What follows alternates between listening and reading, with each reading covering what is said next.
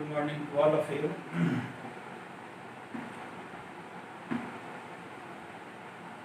आज हमारा टॉपिक है quantum number. Quantum number examination point of view से बहुत ही लॉजिकल है और कंसेप्चुअल है, हाईली कंसेप्चुअल है। क्वांटम नंबर पढ़ने के पहले दो तीन बात हम बताएंगे, उसके बाद इसको विस्तार से बताएंगे। अभी इसको बहुत सिंपलेस्ट वे में बता रहे हैं, सिंपलेस्ट वे। इससे सिंपलेस्ट तरीका क्वांटम नंबर का नहीं है, क्योंकि क्वांटम नंबर अपने आप में कॉम्प्लेक्स, वो कॉम्प्लेक्सिटी को सिंप्लिसिटी में कन्वर्ट कर रहे हैं। तो कितना सिंपल ये हो सकता है, हम कोशिश किए हैं सिंपल बनाने का। उसके बाद सिंपल वे में अगर आप लोग इसको फॉलो कर लिए तो इसका हिडन फैक्ट भी बताएं। तो क्वांटम नंबर का see the beauty of quantum number, quantum number क्या है इसके बारे में हम लोग समझेंगे। पहले टेंजेंशियली, उसके बाद फिर डेप्थ में हम जाएंगे क्वांटम नंबर क्या है। तो क्वांटम नंबर जो है वो किसी एटम में इलेक्ट्रॉन को कैरेक्टराइज करता है। इसका मतलब हुआ कि इलेक्ट्रॉन को कैरेक्टराइज करने के लिए जिस नंबर की जरूरी है उसी को क्वांटम नंबर कहते हैं। अब इलेक्ट्रॉन को कैरेक्टराइज करने के लिए 4 नंबर की जरूरी है। 4 नंबर है, कौन कौन 4 नंबर है हम जाने। तो बेसिक बात हुआ कि क्वांटम नंबर क्या है, कह देगा what do mean by quantum number. तो वह नंबर जो इलेक्ट्रॉन को किसी एटम में कैरेक्टराइज करता है क्वांटम नंबर कहलाता है। इलेक्ट्रॉन को कैरेक्टराइज करने के लिए 4 नंबर की जरूरी है।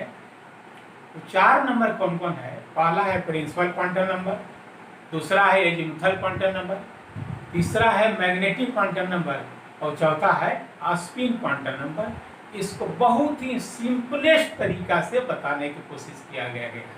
हालांकि इतना सिंपल है नहीं जितना हम बता रहे हैं, लेकिन आपको देखते हुए कि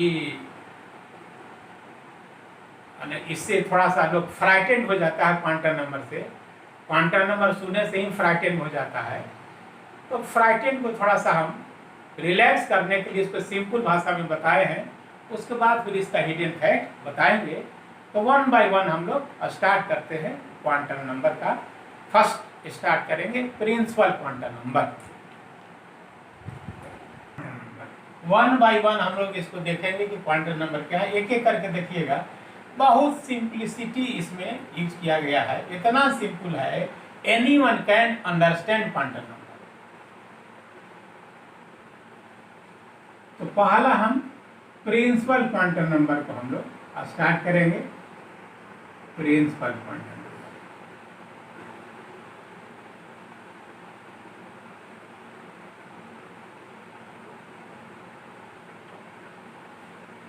इसमें एक चीज आप लोग समझ लें, प्रिंसिपल क्वांटम नंबर नया भी है और नया नहीं भी है, दोनों बात ध्यान रखिएगा। ए बिल्कुल नया है और नया नहीं भी है। कैसे नहीं है जानो। बोर साहब ने कहा था कि इलेक्ट्रॉन न्यूक्लियस के चारों ओर रोटेट करता है। Electron rotates around nucleus in particular orbit. तो बोर ने जो ऑर्बिट शब्द लाया या ऑर्बिट को ही सेल कहा, तो जो ऑर्बिट है, सेल है, उसी का यहां नाम बदल दिया गया है प्रिंसिपल क्वांटम नंबर। तो इसलिए प्रिंसिपल क्वांटम नंबर का पहला पॉइंट क्या हुआ? इट इंडिकेट्स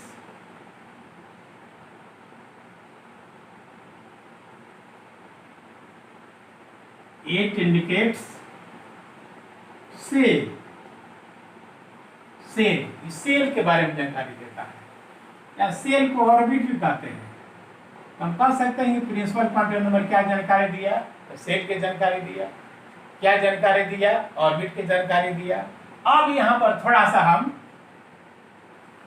इसी का नाम बदलेंगे कि प्रिंसिपल क्वांटम नंबर सेल की जानकारी दिया, ऑर्बिट की जानकारी दिया। अब यहाँ पर हम कहेंगे, उसको नए अंदाज में कहेंगे कि principal quantum number energy level की जानकारी देता है।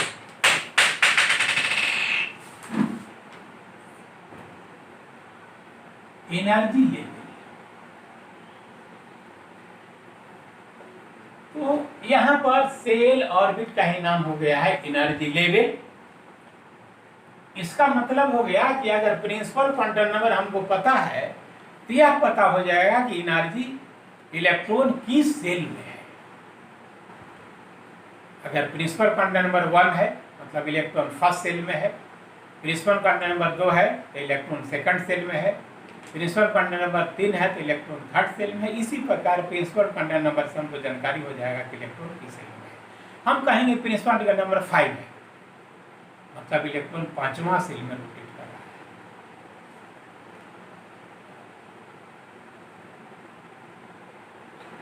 तो प्रिंसिपल क्वांटम नंबर क्या बताया, इसको सिंपल भी हम कह सकते हैं कि यह जो है सेल बताया, सेल इलेक्ट्रॉन की सेल में है।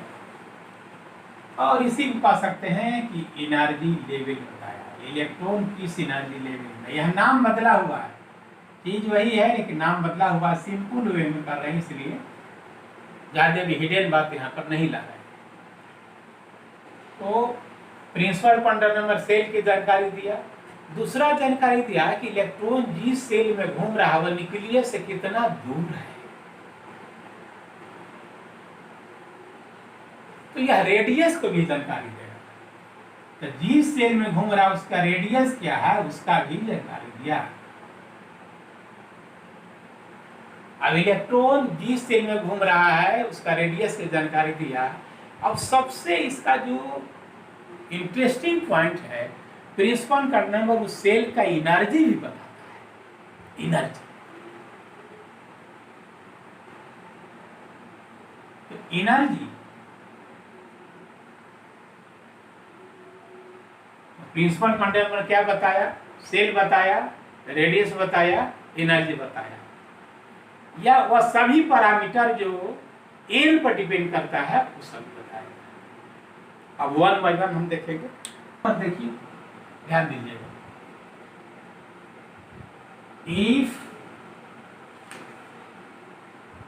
मान लीजिए प्रिंसिपल क्वांटम नंबर 1 है, तो प्रिंसिपल क्वांटम नंबर 1 है, इसका मतलब क्या हो, इसका मतलब हो गया कि इलेक्ट्रॉन पहला सेल में रोटेट कर रहा है। Electron is in first orbit, इसका मतलब यही हुआ, electron is in first orbit या फर्स्ट सेल या फर्स्ट एनर्जी स्टेट। उसी प्रकार कह सकते हैं कि अगर n बराबर 2 है,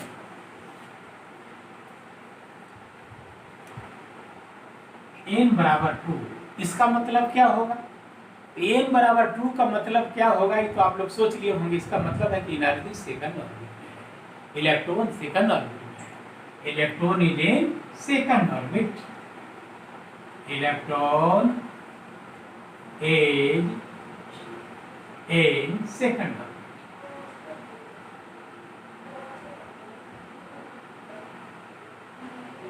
इस प्रकार हम लोग जानकारी ले लेंगे कि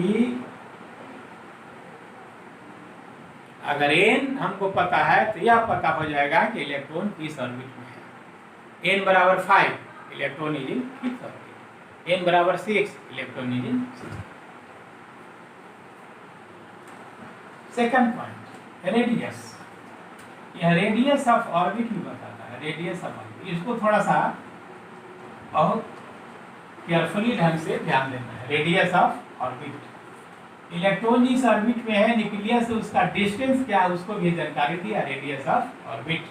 तो रेडियस ऑफ ऑर्बिट को थोड़ा सा एक्सटेंसिव बता देते हैं, it will help you to do better. देखिए रेडियस ऑफ ऑर्बिट, रेडियस का फार्मूला हम जानते हैं, रेडियस बराबर होता है m² बाय जेड 0.53 एंगस्ट्रॉम। यह कैलकुलेट किया गया है। के लिए लिखना है तो z हटा दिए, z बराबर 1.53 इंटू एन स्क्वायर, यही रेडियस का फॉर्मूला है। इसका मतलब हुआ कि हम कैलकुलेट करेंगे कि इलेक्ट्रॉन फर्स्ट ऑर्बिट में है तो उसका रेडियस क्या है, सेकंड में है तो उसका रेडियस क्या है, थर्ड में है तो उसका रेडियस क्या है। इसको समझिएगा अच्छा से। तो एक बात ध्यान दीजिएगा कि मेहनत तो थोड़ा सा करना ही पड़ता है, मेहनत तो करना ही पड़ेगा। कहा भी गया है असफलता ये चुनौती है स्वीकार करो, क्या कमी रह गई है सुधार करो।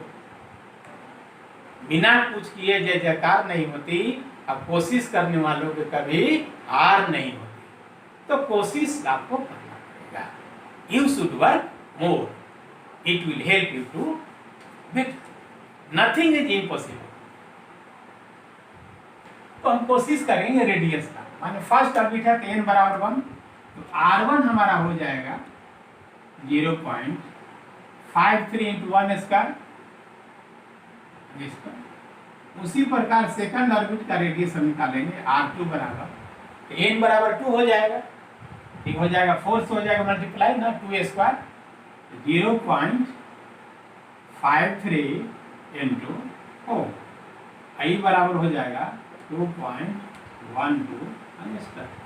अगर इलेक्ट्रॉन थर्ड ऑर्बिट में है तो n बराबर 3 हो जाएगा, 3 स्क्वायर 9 से हो जाएगा मल्टीप्लाई, तो r3 बराबर हो जाएगा, r3 बराबर हो जाएगा 0.53 इंटू 9, और इसको मल्टीप्लाई करेंगे तो हो जाएगा 4.77। अगर फोर्थ ऑर्बिट में है n बराबर 4, तो 4 स्क्वायर 16 हो जाएगा, 16 से मल्टीप्लाई कर देंगे, r4 बराबर हो जाएगा हम लोग को 0.53 इंटू 16, 8.4। इसी प्रकार प्रत्येक ऑर्बिट का रेडियस निकाल लेंगे। तो फर्स्ट ऑर्बिट का रेडियस निकल गया, सेकंड ऑर्बिट का रेडियस निकल गया, थर्ड ऑर्बिट का रेडियस निकल गया, फोर्थ ऑर्बिट का रेडियस निकल गया। अब इससे क्या बात हमको इमिनेट होगा उस पर हम ध्यान देंगे।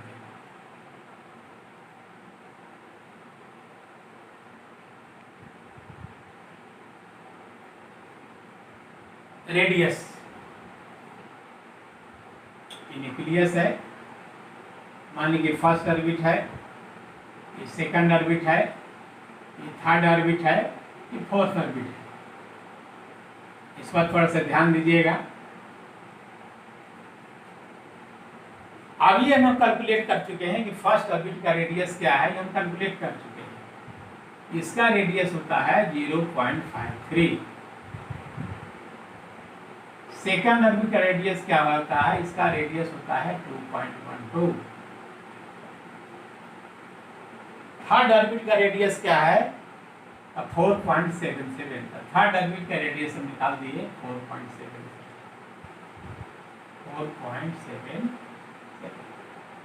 अब फोर्थ ऑर्बिट का रेडियस भी हम निकाले हैं 8.48, सब निकाला हुआ है, थोड़ा सा ध्यान दीजिएगा। 8.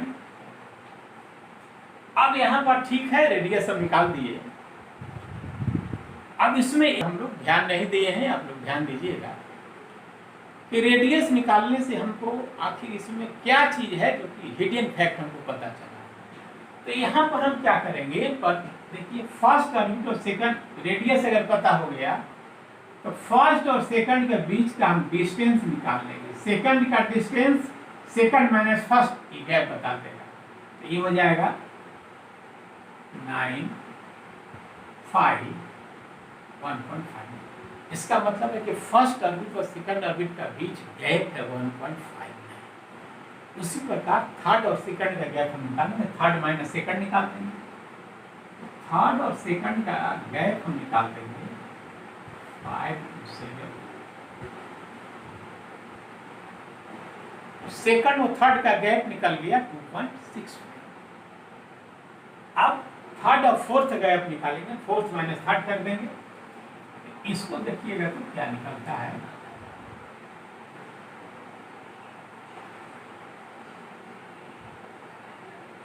3.7।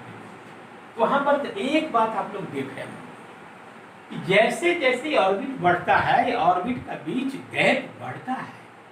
फर्स्ट और सेकंड का बीच जो गैप है उससे ज्यादा गैप है सेकंड और थर्ड का, उससे ज्यादा गैप है थर्ड और फोर्थ का। इसका मतलब है कि ऑर्बिट के बीच का डिस्टेंस बराबर नहीं है। इसका मतलब है कि ऑर्बिट्स आर नॉट इक्विस्पेस्ड। इससे कंक्लूजन हमको यही निकला कि ऑर्बिट्स आर नॉट इक्विस्पेस्ड।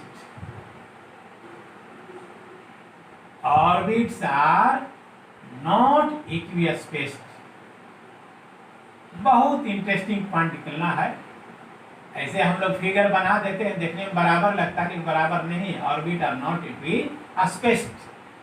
इसका मतलब क्या हुआ कि R2 माइनस R1 का जो डिफरेंस होगा इससे अधिक डिफरेंस हो जाएगा R3 माइनस R2, और इससे अधिक हो जाएगा R4 minus R3, R4 minus. तो इससे ऑब्जेक्टिव क्वेश्चन भी बनेगा। ऐसा से चार को चॉइस कर देगा, कभी ग्रेटर देन कर देगा, लेस देन कर देगा, इक्वल टू कर देगा। तो एक बात याद रखिएगा कि जितना न्यूक्लियस से दूर जाएंगे उसका गैप बढ़ता है।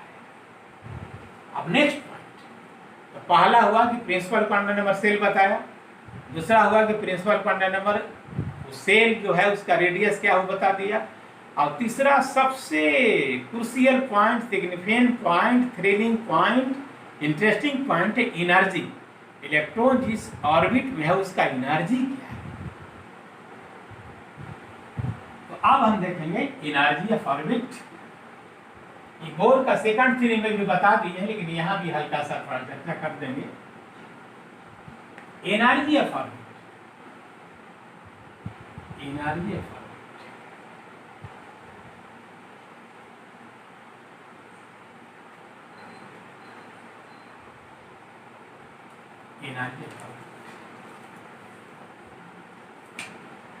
एनर्जी का फार्मूला बताए थे -13.6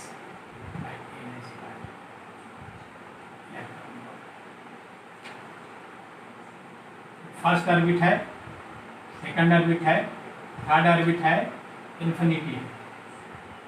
first orbit, second orbit, third orbit, infinity. तो बोर का second theory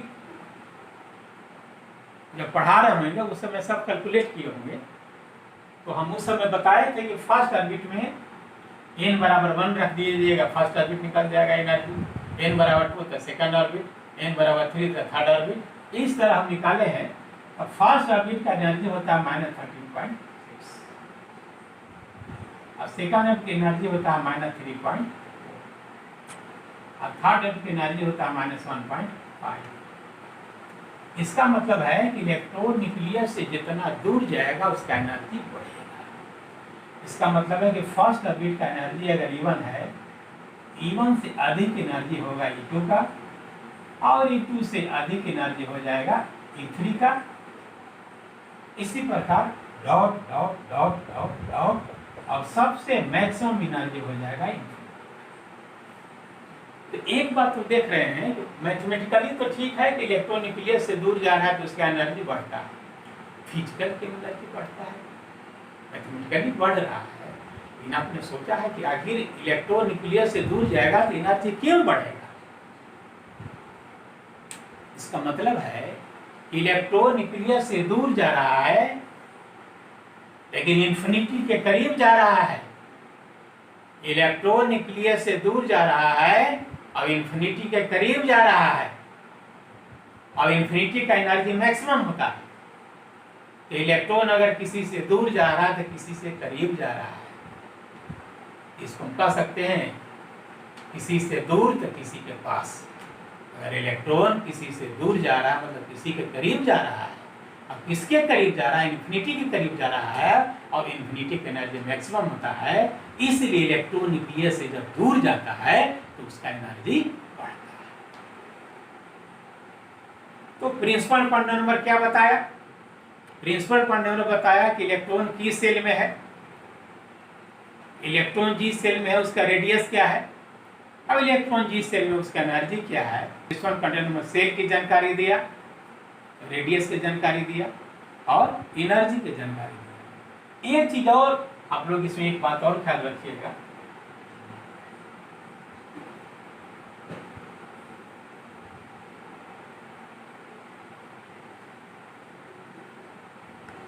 principal quantum number का मान कोई भी होल नंबर हो सकता है जीरो को छोड़कर। तो इसलिए पॉइंट इसको जानना है, it can have any whole number except zero. It can have any whole number except zero नहीं हो सकता, ऑर्बिट जीरो नहीं हो सकता है, चाहे फर्स्ट ऑर्बिट होगा, सेकंड ऑर्बिट होगा, जीरो ऑर्बिट होगा, मीनिंगलेस बात है, इसलिए n बराबर जीरो नहीं है। तो it can have any whole number, any whole number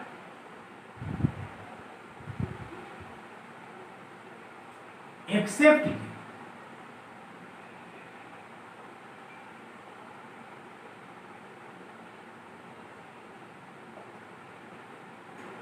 तो n का वैल्यू 1 2 हो जाएगा इंफिनिटी। तो प्रिंसिपल का नंबर क्या हो सकता है, 1 भी हो सकता है, 2 भी हो सकता है, 3 भी हो सकता है, डॉट डॉट डॉट इंफिनिटी। लेकिन अभी तक जो नोन एलिमेंट है, जितने एलिमेंट हमको नोन है, उसके लिए 7th ऑर्बिट से ही 7th ऑर्बिट भी अभी नहीं भरा है। तो for known elements it can have values from 1 to 7। ये बात आपको जानना चाहिए। For known element it can have values from 1 to 7। theoretically it can have value from 1 to infinity, but for known element it can have value from 1 to 7।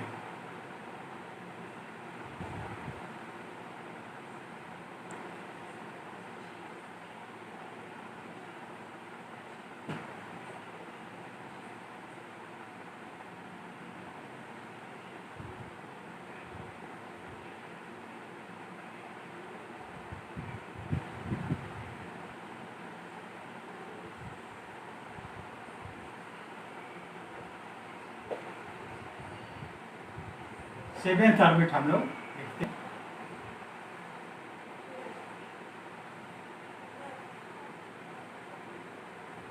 यही non element का situation है।